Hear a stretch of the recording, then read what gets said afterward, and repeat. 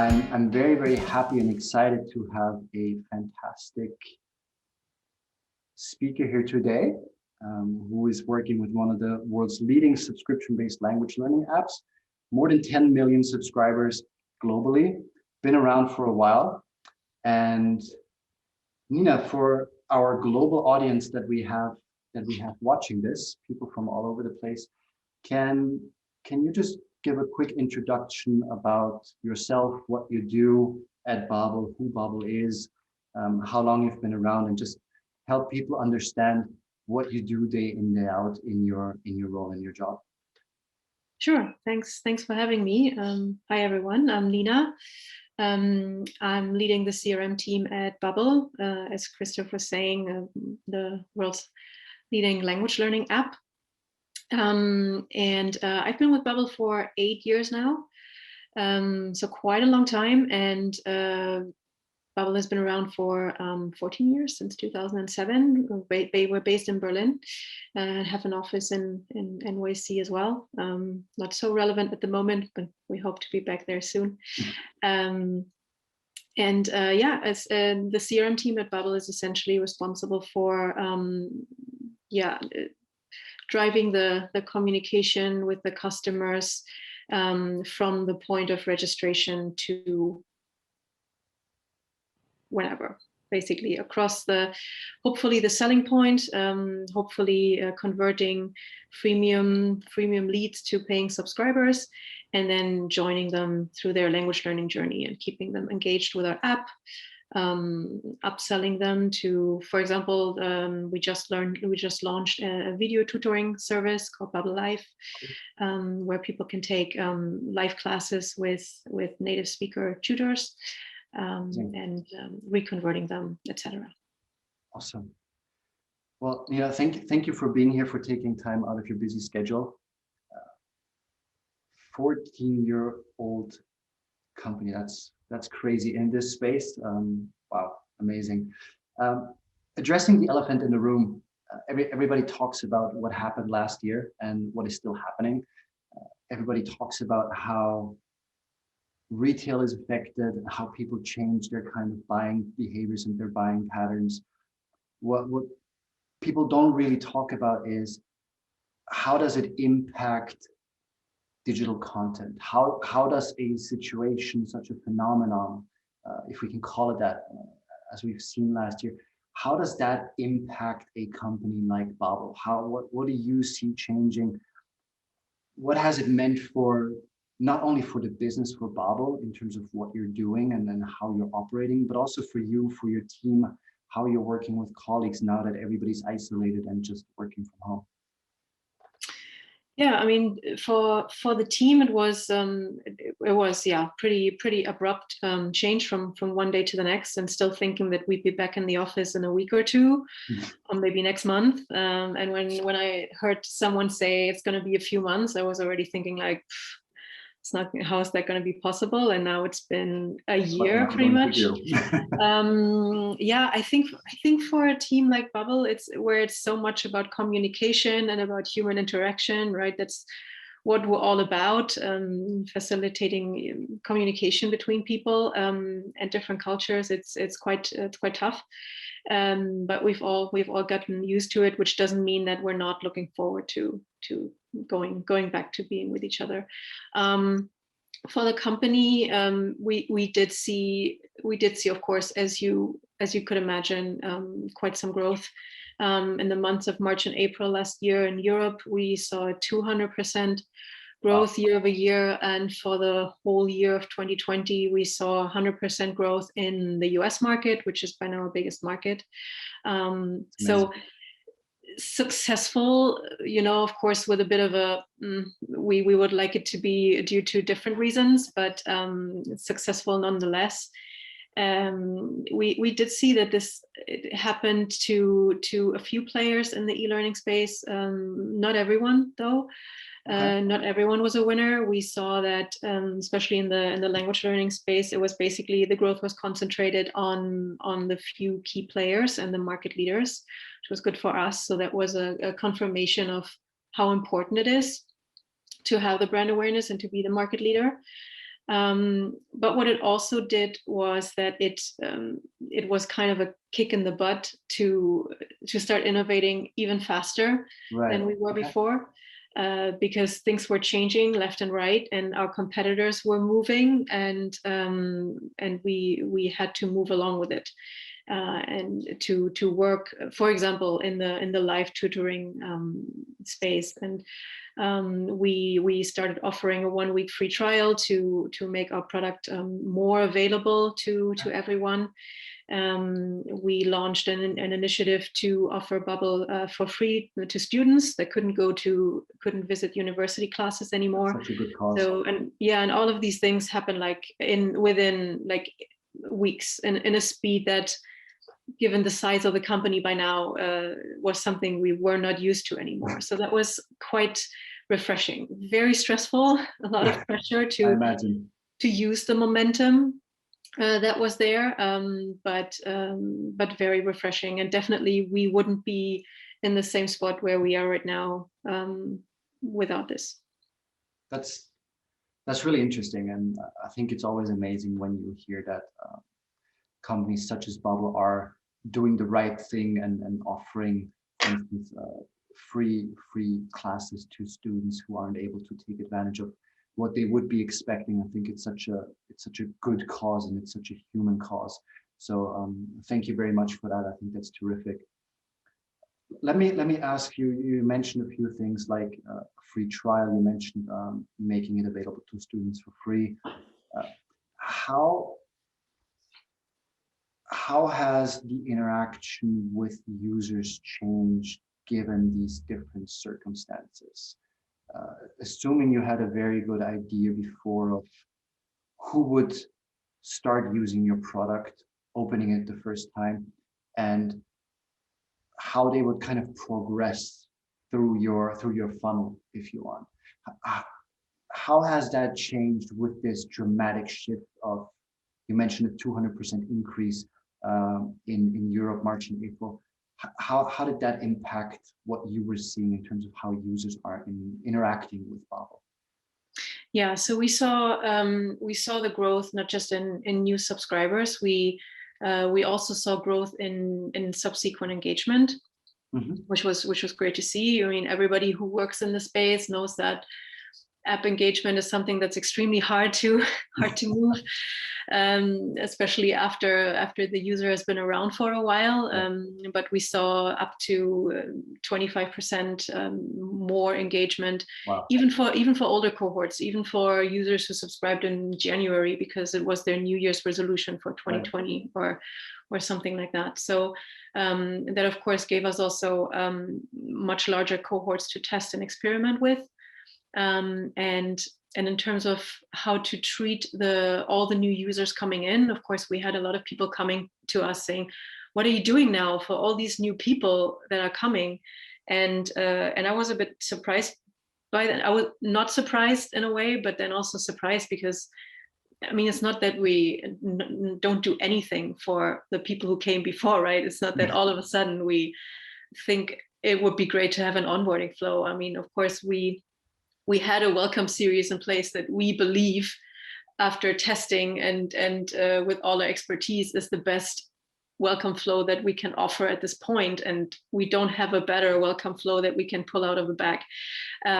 So we didn't change a lot, because the assumption was that yes, it is more people who are coming now, but the struggle is still the same. There's still doubt in your own capacity to learn a language, maybe some negative experience from school, and definitely distractions are still there. They may not be as many and diverse as they were before, but there's still streaming service and whatever kids you may have to homeschool, or it's not that people's lives got less busy, they just got different. So so that's why we didn't change too much about what we're doing. But what it did do is was lead us to think a bit more about different types of users in terms of how high is their intent, because obviously the users that came in this time all of a sudden the intent increased. There were people who didn't come in January because it was the New Year's resolution, but they came in April because something changed, and that led us to start experimenting a bit more around, or think a bit more around different levels of intent, higher or lower intent users with a higher or lower intrinsic or extrinsic motivation to learn a language. Okay, that's, I guess, I think for me personally, it's a little bit interesting to see that it didn't change much given the motivation or the assumed motivation why people would start using a language learning app at that point in time. I think I'd always thought it's easily comparable to, like you mentioned before, people at the beginning of the year, New Year's resolutions, we're going to do the right thing, we're going to live healthy, we're going to get fit, we're going to learn 5 new languages, and always coming to the conclusion that motivation is slightly different to the motivation that kind of builds the core of your subscriber base. So I think it's very interesting to learn that there aren't that many differences at the end of the day, I guess. So that's really interesting. What you said in terms of intent, I think that's a really, really interesting point. And maybe there's something you can share on how you come to these differences between intent levels, kind of what the thought process is, what leads you into saying, let's look at the intent level, and maybe, assuming your team is not infinite, although probably big enough, how does the technology really help you not only identify what these different levels of intent are, but also how do you deploy them to make sure that the highest intent receives a different level of communication, a different frequency compared to, for instance, the lowest level of intent, if that's the way that you would be looking at it? Yeah, so the whole idea is to make sure that those users that have a high intent to purchase and that know Babbel maybe, or know what they want, they're not distracted by too many bells and whistles here and there. They get the opportunity, or they have the opportunity to purchase fast if they want to, Right. while others who may not be so sure yet, maybe comparing different solutions, etc., get a little more hand-holding and explaining why Babbel is the right solution for them, or maybe for them it's not, because they have a very special use case that we don't serve yet, even though we're also trying to expand and diversify our portfolio. And we try to look at basically all the data points that we have as soon as we have them. Of course, ideally, this distinction that I just described should happen right in the beginning, when the user first lands in the app and goes through the registration funnel and the registration flow. Yeah. And by then, of course, we don't have a vast amount of data points to look at, but we're working very closely with our machine learning team to have some real-time personalization modeling that we can use to look at the data that we have based on, for example, the acquisition channel. Where did this user come from? Was it a brand search? And it's obviously a bit more informed already than someone who just came from a content marketing article about cultural peculiarities of a certain country, where there may not even be any language learning involved at that point in time. Right. And then we ask for age. We of course know where the user comes from, the country, where we also have some data in terms of propensity to purchase, etc., purchase power, etc.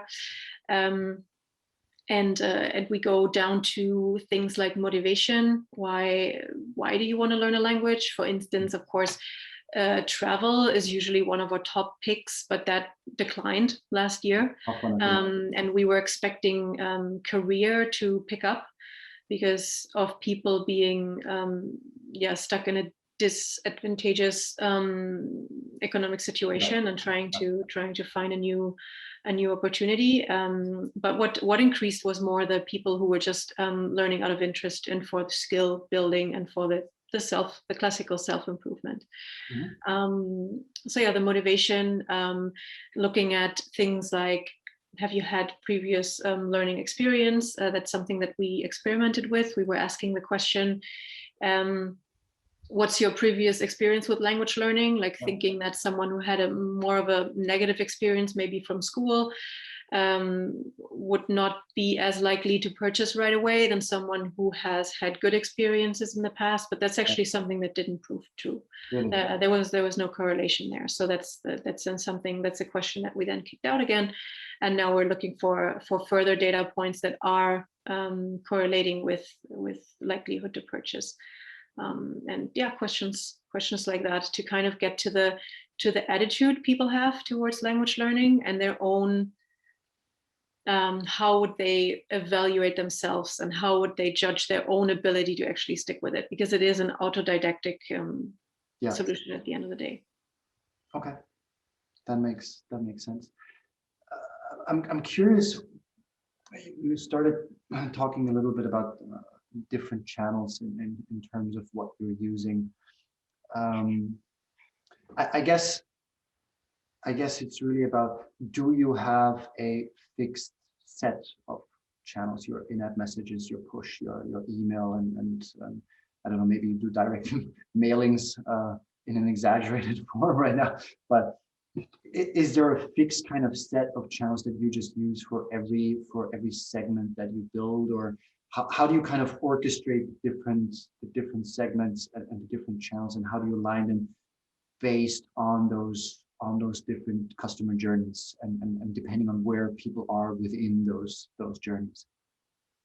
Right. So historically, we're very email focused. Email is still our main channel, and whoever is opted in to receive email will receive an email from us sooner or later.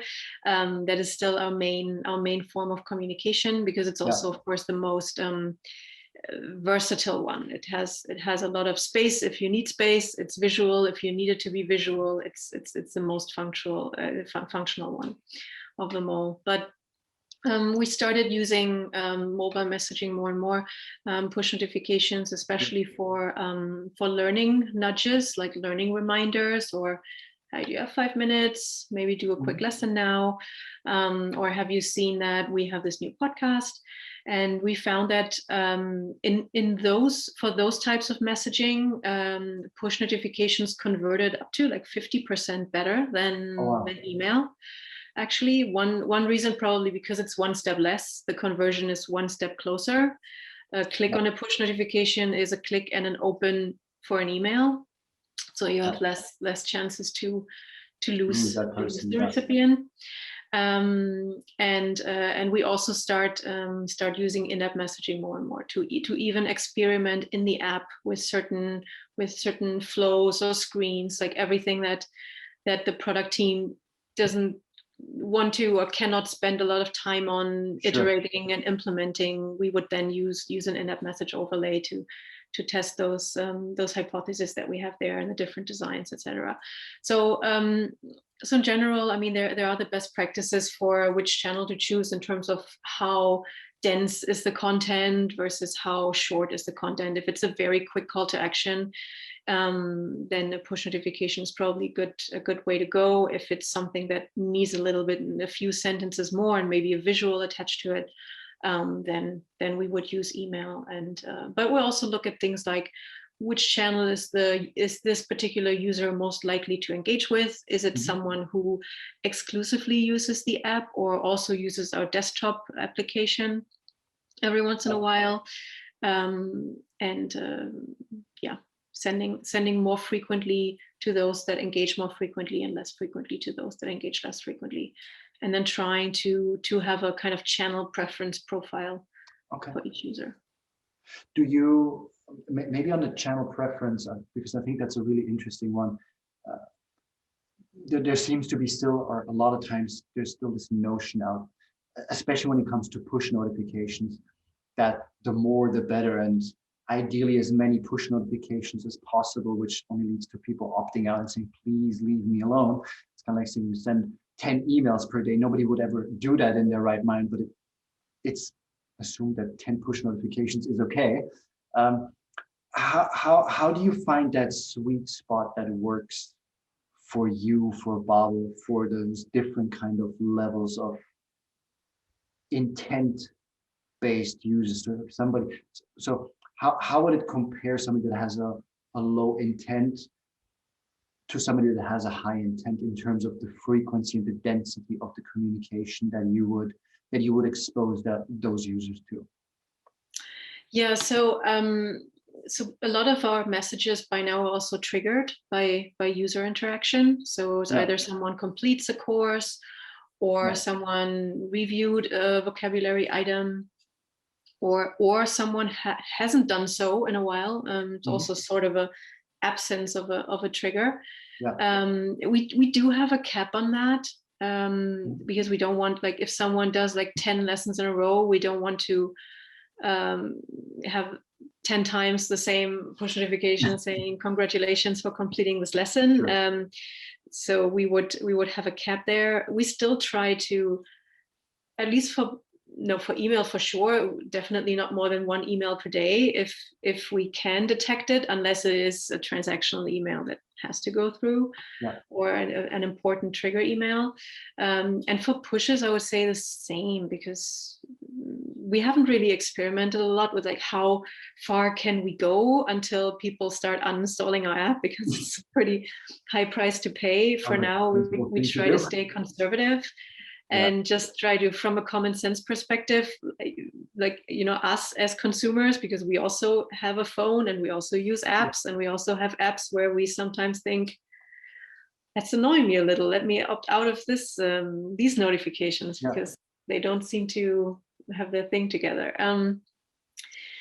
And especially because, of course, push notifications are extremely intrusive, because they come to your phone. Your phone is usually the closest item that you have with you. It's always with you, and we want to be respectful of that. So we try to not have more than one or two per day, and we try to prioritize this based on importance of the different trigger messaging that we have. And so, someone who is a high intent learner and who is very engaged could probably receive like an email or 2 push messages a day from us, like the very, very engaged power users. While someone who is not using the app at all would probably rather get something maybe like once a week for a certain period, and then going down to once every 2 weeks, and so until they kind of fall into our sunset flow, where we then would have a few last attempts and then stop sending altogether. Okay, I really like what you said before. It's such a smart thing to say, and often you forget about it, you overlook it, when you were saying how many push do we send, or these kind of things. And well, we're all still consumers at the same time. So instead of trying to say it has to be 5, or how many can I send before people actually opt out, or all these kind of things, I think it's such a smart thing to just say, how would I feel about it? How would I, as a user, like you said, you have a phone, you have apps, maybe you're not necessarily learning language, but you're doing some kind of a running tracking or something like that. That's such a good reference point to understand the types of users. What are they? Where is still value, and where is it beyond value? And I think that's because I don't think there's a right or wrong answer, but that kind of common sense often goes really a long way, instead of trying to say it needs to be this or it needs to be this, and the more the merrier kind of thing. Maybe following up on that, because I think it's very interesting from a consumer point of view as well. And I guess it would be interesting how you see and how you tackle this in Babbel with a language learning service offering a lot of opportunity. What is the level of importance, or how do you treat the topic of personalization? Because I'll be honest, I'll bring it up.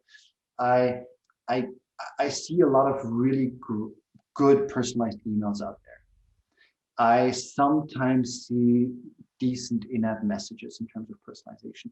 I rarely see very good personalization really when it comes to things like push notifications, things like onboarding. And with that language that you're learning, that course that you have chosen, your app experience is very personal to you. You are probably one of the only few people who's learning that language. You are at that lesson in that kind of context. How do you address the topic of personalization? What's the importance for Babbel? Yeah, that's extremely important. And having said that, are we there yet? Not at all. There's still probably on a scale from 0 to 100, we're now at like a 20, maybe a good 25 with everything we would want to do. Sure. But it is so important because that's at the end of the day where the motivation lies, and where the success in keeping the user engaged lies. Because if we would take probably 100 learners of Spanish and ask them what they want to be able to do with their Spanish at the end of whatever time frame they envision for themselves, we will probably get 100 different answers. They may have a certain commonality in I'm going to Spain or whatever, or I'm depending on which country you're from, maybe it's your neighboring country, or you have some business relationships or whatever.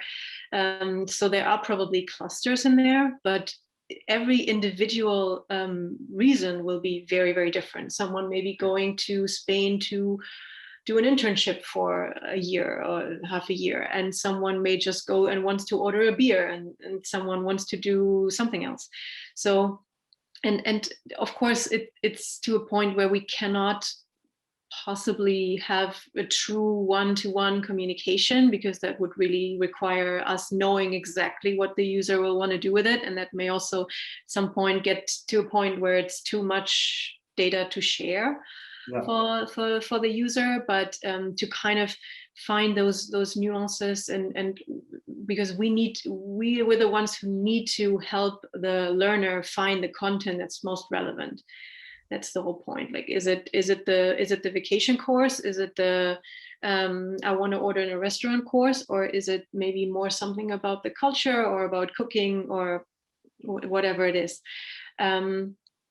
So that's what we're trying to get as close to as we possibly can, by leveraging all the data that we have, all the product engagement data, to talk about that particular course that someone just did. Not just congrats to completing your lesson, but congrats to completing your lesson where you learned this and this and this.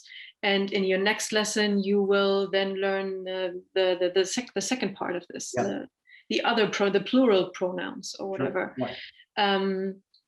So yeah, but again, having said that, I'm also someone who believes you shouldn't just do something for the sake of doing it, just because people say personalization is important and we can do it, doesn't mean we have to do it if we don't have a good reason to do it. Like if we have a special offer out that is a discount and it's a 50% off, the same message to everyone. It doesn't change. So we don't need to get too crazy in personalizing this if there's no benefit. So we're always trying to find the points where there is the biggest benefit, because they're definitely there. Everyone has their own individual language learning journey, and it's our job to help each and every single learner. But there are also times when it doesn't matter so much, I believe. I think,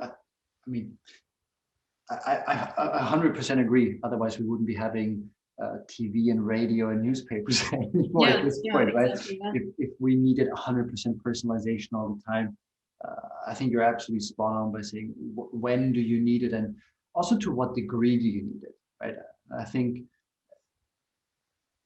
we very much believe in that. Often personalization is mistreated in simply saying, hi XY, first name, last name, and okay, check mark, we've done the personalization, but the context, the situational element, what somebody was doing before, where they are they on Wi-Fi, are they on mobile data, how long how long has the app, or how long is the session actually going on? But that these are all things that are part of your pool of elements to include in your considerations when it comes to personalization. I think that's why people don't really like talking about it so much, because it becomes really difficult. Yeah. When you really do it. So many things you could potentially personalize. Yeah. If you want to go beyond locations, all these kind of wonderful things, right? It's fantastic. But maybe just following up on that, because I think it's very interesting. And you mentioned it earlier. How do you see different approaches in terms of how you personalize across? Obviously, you have the app, which is super successful, and you have all these channels that are associated. So you have your push and your in-app, and so on and so forth. Then you have this kind of overarching medium with email, which can be consumed on a browser, in an email app, on a laptop, or on a phone. That can direct you to all different sorts of wonderful destinations, be it a mobile website, an app, or something else. And then you have obviously your normal kind of browser version of Babbel. Do you see any differences in terms of how you personalize between these different properties? Do people have different expectations? Or is it just that you want to have one kind of harmonious experience across, and it doesn't matter where you, Pollex, are as a Babbel user, you need to have the same kind of tonality, the same messaging across the board? Is there anything that you see or have seen in terms of difference? So there should be, we're always aiming for parity as much as we can between the desktop application and the mobile application. The reality is that things are often much easier to implement on desktop or in the web than into the apps. For us at least, which is why most often new features start on desktop. Of course, we see that the audience on desktop tends to be a little bit older, while the mobile audience tends to be a little bit younger. We see definitely the biggest success for our learners and the most engaged learners actually using both platforms. Yeah. And that's also what we try to communicate. There's a time and place for everything. We used to always say, you can use the app on the go when you're commuting, Now, again, this is also something, this is actually the first initiative that we did when we all started working from home. Then a few days later, someone said, hey, I got this message on my phone about I can do a lesson when I'm commuting, and it sounds a bit tone deaf. And then we were realizing we have all these messages that are of course automated and we don't look at every day. And then we changed the copy of all of this. So where was I? Yeah. So that's essentially what we're doing. Can you repeat the question? Sorry. It was really trying to understand if there are differences in terms of between the but my main thought in this was that while we're aiming for parity on both platforms, going back to personalization, we do try to have a personalized experience then on both. Right. So we come from a more or less one fits all product, where it's basically you come in, there's course number 1, lesson 1, lesson 2, lesson 3, course number 2. But obviously that fits for some people, but there's also vast majority of people where this may not fit because they also have a different learning style. And you also know that there are different types of learners, more audiovisual or whatever. So with different learning experiences that we're building, like podcasts, like the live tutoring, we have games now, we have short stories. We really, really expanded our portfolio a lot last year. And with that comes, of course, more diversity, and it's even more difficult for the user to kind of find their way and to know, okay, today I should maybe do a podcast because I haven't practiced my hearing skills in a while. So and this is what we're working on, to have personalized recommendations at all times, to kind of have the learning activity of the day for you yourself, because you haven't you haven't listened to a podcast in a while, and we really think, given your past learning history, your strengths and weaknesses in terms of the errors you may be making, and all of that, and your usage patterns, we believe this is the right thing for you today, because we're the language experts, and you also expect us to give you this sort of recommendation, right? Otherwise, you could buy a school book or something. So this is I think this is what technology can do nowadays, and what people also expect technology to deliver. So this is, we want to personalize at the end of the day the whole product experience. Eventually, no two people who enter Babbel should have the exact same experience if they use the product differently. I think that's a really interesting point. Trying to gather my thought now on that. What you were saying. Obviously, you need technology in order to provide these personalized experiences, because you couldn't do it to provide manually for 4 million monthly active users, or whatever the current number is that you guys are seeing. That would be very, very hard to do. So you need technology to automate it, to make these decisions and all these things that are happening in the background. What I think is really interesting in that sense, and I think that's where we differentiate from somebody doing a good job of personalization to somebody doing a great job of personalization, is saying, for you as a consumer, does it feel like it's driven by technology, or do you actually see yourself reacting to a message and it feels like, hold on, did somebody really just manually type that email or that message and send it to me? And I think that's what really, even in this incredible sea of emails that are being sent, if you do a really good job and it feels like it is coming from another human being, it is personalized to that extent, it will still stand out. And I would argue the same thing applies for an in-app message, the same thing applies for a push notification, the same thing applies for an onboarding journey. If you can give a user that feeling that it's not just a bunch of triggers acting and a bunch of APIs communicating, but that there is that level of humanity in it, I think that raises the bar of what, as you were saying, what people really expect. And everybody expects content to be relevant, but relevant is one part of personalization. So fully agree with you on that. I'm curious, you touched on it once or twice, and I think everything that we've talked about makes a whole lot of sense, but it only makes a whole lot of sense for all those people that are actually in your app already. So making sure that they have the right content, that they're surfacing the right features to them, you guide them through where they see the value within the app that they actually need to see. We're saying, maybe I pretend to be deaf, so I need to listen to podcasts more in order to increase my listening skills. It's no secret that in the app environment, the majority of users just don't come back after the first 24 hours, regardless of if they're paid acquisitions or if they're organic. Android, iOS, doesn't really matter. How do you make sure that Babbel experience is extended to users that are really interacting with your product for the very first time? They may have gotten a reference from a friend, so they just searched organically in one of the app stores to download the app. Maybe they saw an ad on Facebook, maybe they saw a video or something, or you guys are running a really cool spot on TV these days. Maybe that was triggered my interest in downloading the app. How do you guys really get people to have that Babbel personalized experience from the very first time that app screen opens?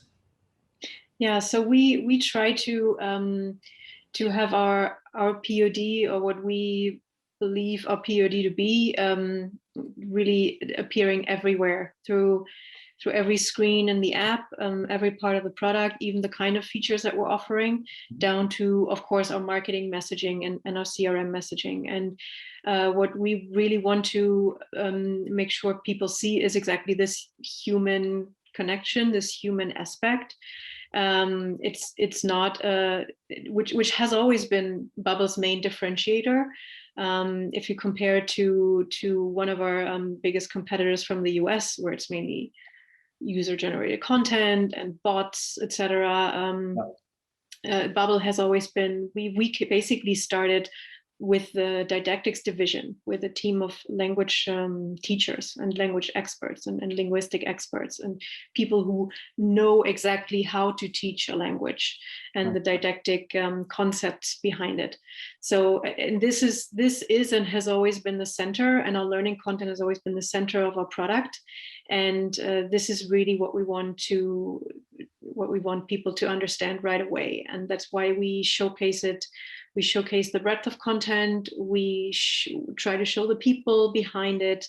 Of course, we always sign our emails with names, which is also a cheap trick at the end of the day, but it's still, people still reply to these emails with, oh, hi, so-and-so, as if that was the person sending the email, and that instantly has a certain connection. It's not a nameless entity, it's a person. And we try to, of course, most people are not stupid. They know that, it's still mass production in a way, but we want to make sure that they understand that we try our best to understand them personally and their needs personally, and their dream that they have that inspired them to sign up with Babbel. And because no one comes for the joy and fun of language learning and conjugations, but everybody who comes to Babbel wants to achieve something at the end of the day, and we're just the means to the end.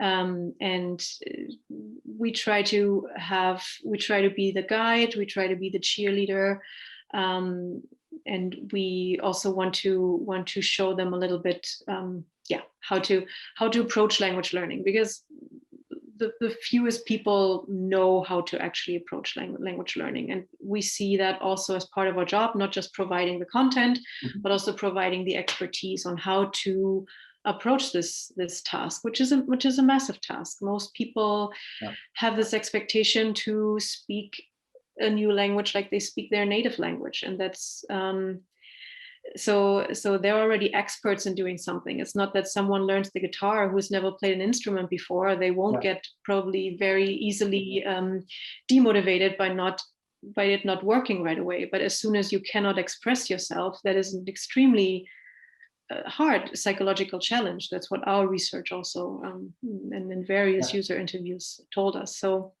we recognize that.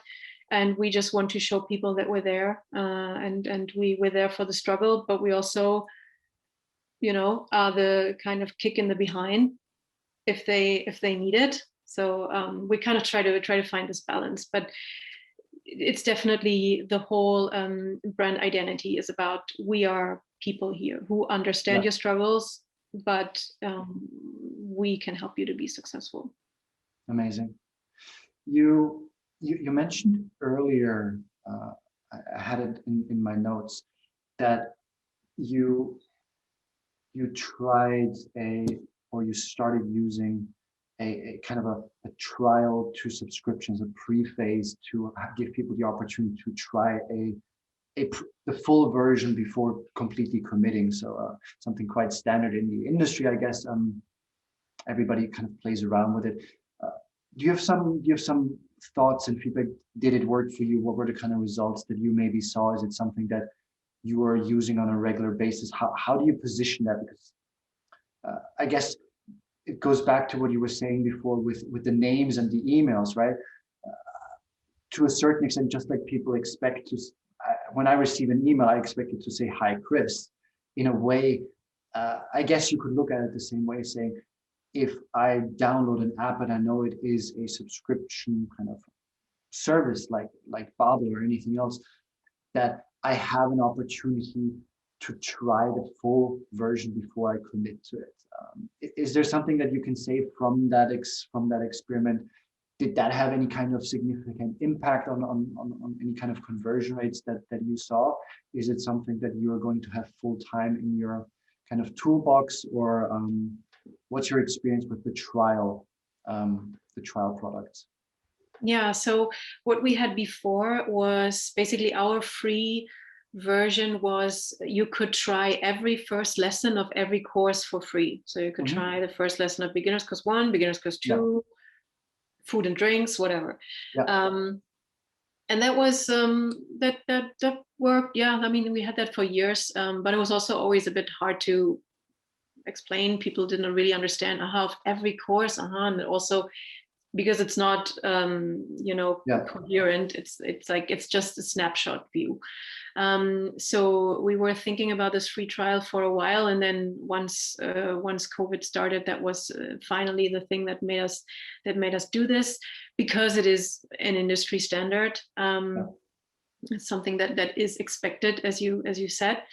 And what we saw was, it was quite interesting. What happened was that those people that opted in for the trial, they were much more likely to choose the more expensive tiers or the longer tiers, probably because they thought, okay, I'm testing this now, and then if I'm not in for a year, then I'm not in for a year. Instead, previously they would have probably just chosen a monthly plan or maybe a 3-month.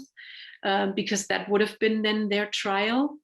But now most people went for the 12-month right away, which is great, because it also shows that people understand this is not something that can be achieved in 3 months.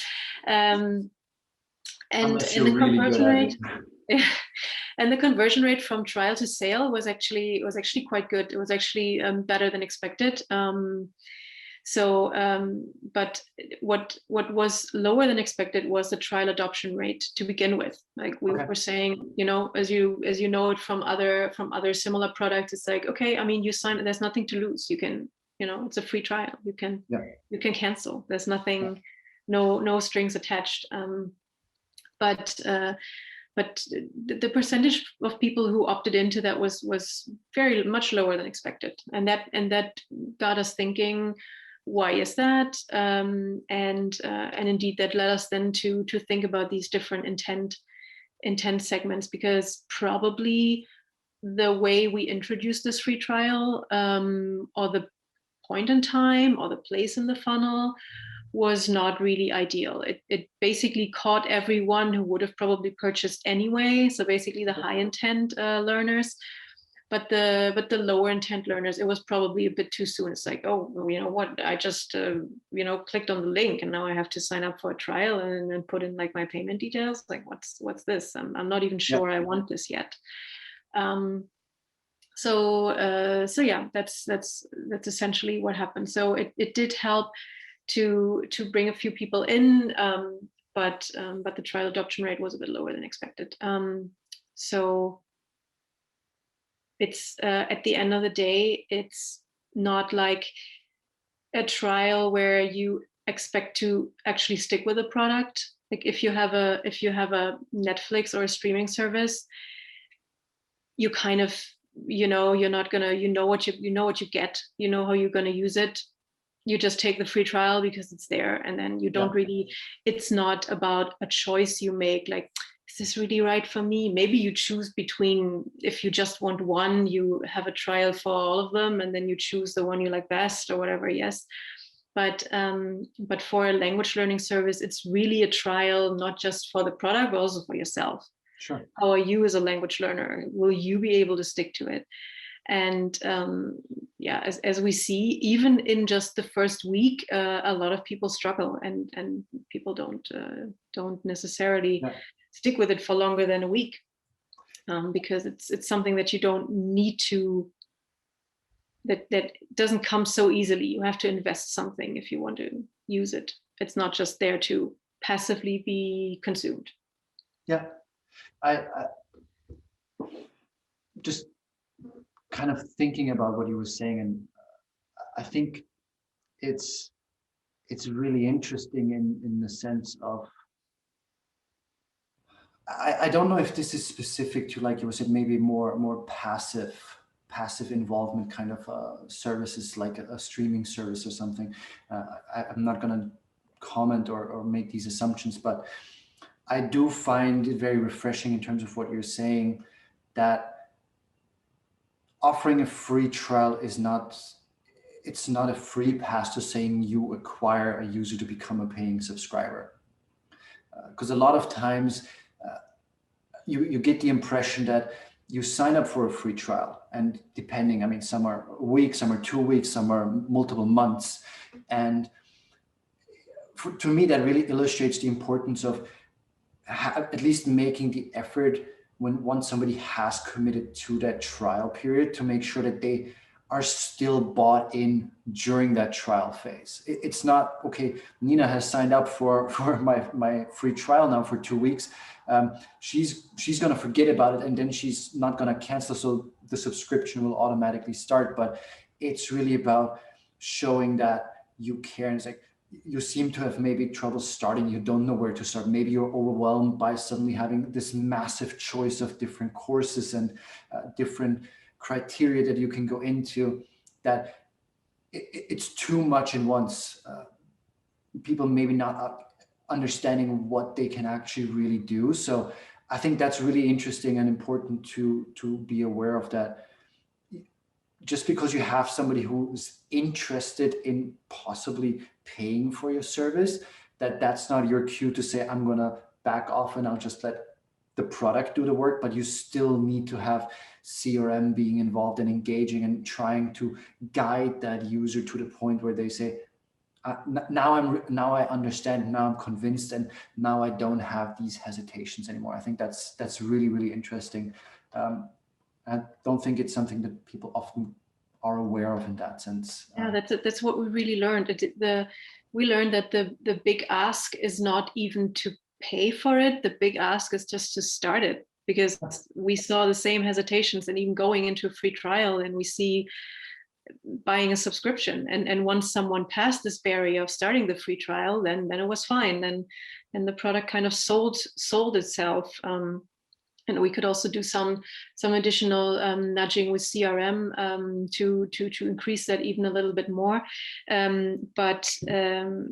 Yeah, the ask to even get started, to be so invested. And once someone started the trial, and even if they canceled, the answer was always, oh, the product is great, but it's just me, I don't have time, I'm too stupid. It's and most often, I mean, the product isn't perfect, for sure. There's always something to improve. So more often than not, it wasn't the user, or at least we like to believe that it's always something that the product can still do better if you didn't manage to succeed. But yeah, so that was a very interesting revelation, that actually the biggest barrier is not even the payment; it's the just getting started and having this confidence also in yourself that you can do it. That's really interesting. I'm aware we've been talking for a while, and I'm pretty sure we could continue, but I also don't want to keep you too long. I'd like to throw one more your way, if I may, and it's a little bit. We've looked at last year. We've looked a little bit about into what you guys are doing right now. A bit of future gazing. Earlier this year, when you guys also announced the live learning classes, on an article on TechCrunch, I found a really interesting quote from Julie, your US CEO, who was saying it's about embracing a more holistic view of the user's language learning experience and meeting their needs at more points along that journey. Be curious, what does that mean for you? What does that mean for Babbel in 2021? What does that potentially mean for Babbel in 2022 in a post-coronavirus era, when people may have new distractions, people are allowed to go out again, people are allowed to go travel? How do you see that impacting you? What do you guys have going on for the future? Yeah, definitely. It's all about diversifying the learning experience. As I was already saying, we've now been very much focused on everything that you can do at home, everything that you can do digitally. I mean, obviously, we're a digital company, and that will stay the main thing. But we are thinking about different things. How can we go out there? How can we make the connection into into people's real life, because that's only where that's where the real success is measured, right? We have no data point in our app that is able to correctly measure the language learning success that is shown, then that shows itself when the learner goes out in the real world and has a conversation and feels more or less confident in this conversation and in a foreign language. So yeah, and we are thinking about what is how is life going to be? Is it going to be back to what it was before, or is it going to be way different? And there's much less usage of any digital channels. There will be much more happening outside, much more travel going on than before. Basically everything that people couldn't do for a while is now coming back tenfold or something like that. Personally, I don't think so. At least it will take a while, I think. I think also a lot of people have gotten very used to this right now.